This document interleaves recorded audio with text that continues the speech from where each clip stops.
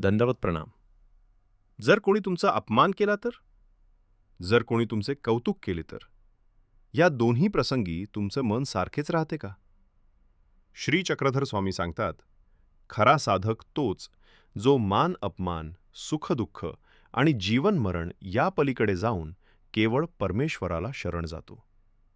आज आपण आचार प्रकरणातील सूत्रे 61 ते 70 समजून घेणार आहोत. ही सूत्रे आचार प्रकरणाचा अत्यंत प्रेरणादायी आणि अंतिम संदेश देतात. संसारात राहूनही अलिप्त रहा. 61वे सूत्र सांगते, तुम्हा पडिलेयान धुरी न लागावी. स्वामी सांगतात, साधक संसारात राहू शकतो, कर्तव्यही करू शकतो, पण संसाराचा मोह, लोभ, मत्सर आणि विकार त्याला स्पर्श करू नयेत. जसे कमळाचे पान पाण्यात राहूनही ओले होत नाही, तसेच साधकाने संसारात राहूनही अलिप्त राहावे. कर्तृत्वाचा अभिमान टाळा. 62वे सूत्र सांगते, पुरुष आपुले करणीये म्हणोनी प्रवर्ते. मनुष्य जेव्हा म्हणतो, हे मी केले, ही माझी कमाई, माझ्यामुळेच हे झाले, तेव्हा अहंकार जन्माला येतो. होय, त्याला धन, यश आणि प्रतिष्ठा मिळू शकते, पण परमेश्वर प्राप्तीचा मार्ग अहंकाराने नव्हे तर समर्पणाने खुला होतो. म्हणून कर्तृत्वाचा अभिमान सोडा. सहनशीलता हीच साधना. 63वे सूत्र सांगते, हा जनु तुमवते डोईये डोईये मारील, परी तुम्ही डोईची ओढवावी. हे सूत्र प्रत्यक्ष हिंसा सहन करण्याचा नव्हे तर अत्यंत सहनशीलतेचा संदेश देते. जीवनात टीका होईल, गैरसमज होतील, अपमानही होईल, पण साधकाने सूड न बाळगता विवेक आणि संयमाने त्याचा सामना करावा. मान आणि अपमान समान. 64वे सूत्र सांगते, तुम्हा मारिता पूजिता समानची होवावा. ही समत्वाची सर्वोच्च अवस्था आहे. कोणी तुमचे कौतुक केले तरी अहंकार वाढू नये. कोणी अपमान केला तरी द्वेष निर्माण होऊ नये.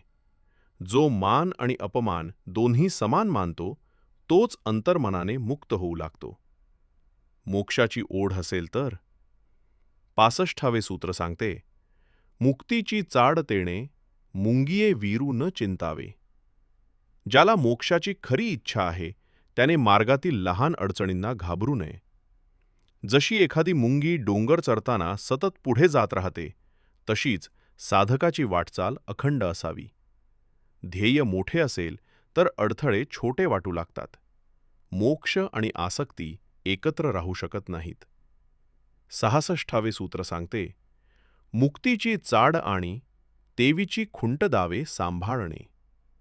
स्वामी स्पष्ट सांगतात, एका हाताने मोक्ष मागायचा आणि दुसऱ्या हाताने संसारातील आसक्ती घट्ट धरून ठेवायची, हे शक्य नाही.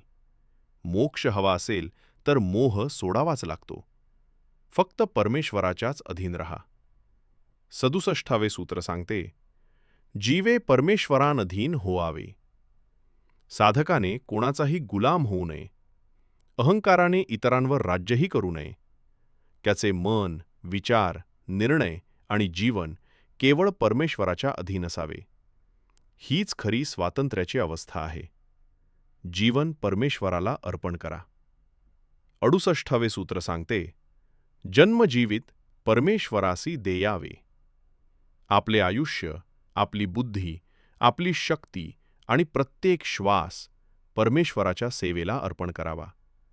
हीच महानुभाव पंथातील संपूर्ण शरणागती आहे. मी माझे शेवटी संपते. 69वे सूत्र सांगते, ऐसा असे वटो वटो करीतू. जो आयुष्यभर मी, माझे, माझ्यासाठी यातच अडकून राहतो, तो शेवटी सर्व काही सोडूनच जातो. मृत्यूच्या क्षणी धन, प्रतिष्ठा, अहंकार काहीच सोबत येत नाही. सोबत येते फक्त कर्म आणि परमेश्वराशी असलेला संबंध. परमेश्वराचे प्रेम कोणाला मिळते?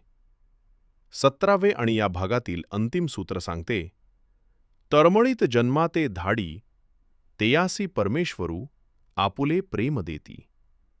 हे अत्यंत सुंदर वचन आहे. परमेश्वराला बाह्य दिखावा नको.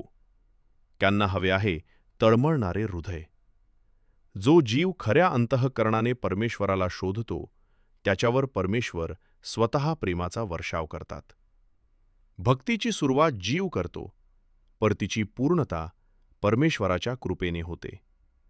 तात्विक संदेश या 10 सूत्रांचा मुख्य संदेश असा आहे: संसारात राहा, पण संसार तुमच्यात राहू देऊ नका. कर्तृत्वाचा अहंकार सोडा. सहनशीलता आणि समत्व अंगीकारा. मोक्षासाठी आसक्तीचा त्याग आवश्यक आहे. फक्त परमेश्वराच्याच अधीन राहा. संपूर्ण जीवन परमेश्वराला अर्पण करा.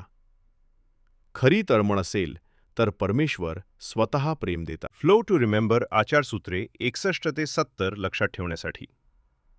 अलिप्तता, अहंकाराचा त्याग, सहनशीलता, समत्व, मोक्षाची तळमळ, आसक्तीचा त्याग, परमेश्वराधीन जीवन, जीवन अर्पण, मी माझेचा त्याग, परमेश्वराचे प्रेम.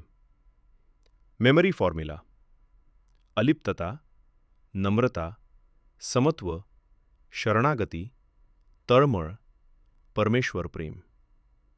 कन्क्ल्यूजन: आचार प्रकरणातील ही सूत्रे आपल्याला सांगतात की साधकाची खरी ओळख त्याच्या वेशात नसते, तर त्याच्या अंतःकरणात असते.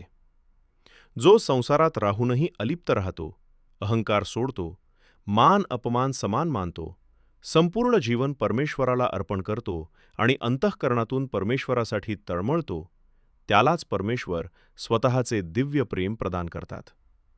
हीच श्री चक्रधर स्वामींनी सांगितलेल्या आचाराची सर्वोच्च अवस्था आहे. तुमच्या मते या सूत्रांमधील सर्वात हृदयस्पर्शी शिकवण कोणती आहे? मान अपमान समान मानणे, संपूर्ण जीवन परमेश्वराला अर्पण करणे, की तळमळणाऱ्या भक्ताला परमेश्वर स्वतः प्रेम देतात हा संदेश? तुमचे विचार कमेंटमध्ये नक्की सांगा. महानुभाव पंथाचा इतिहास, ब्रह्मविद्या आणि लीळाचरित्राचे गूढ रहस्य सोप्या भाषेत समजून घेण्यासाठी महानुभाव ज्ञानगंगा चॅनलला सबस्क्राईब करा.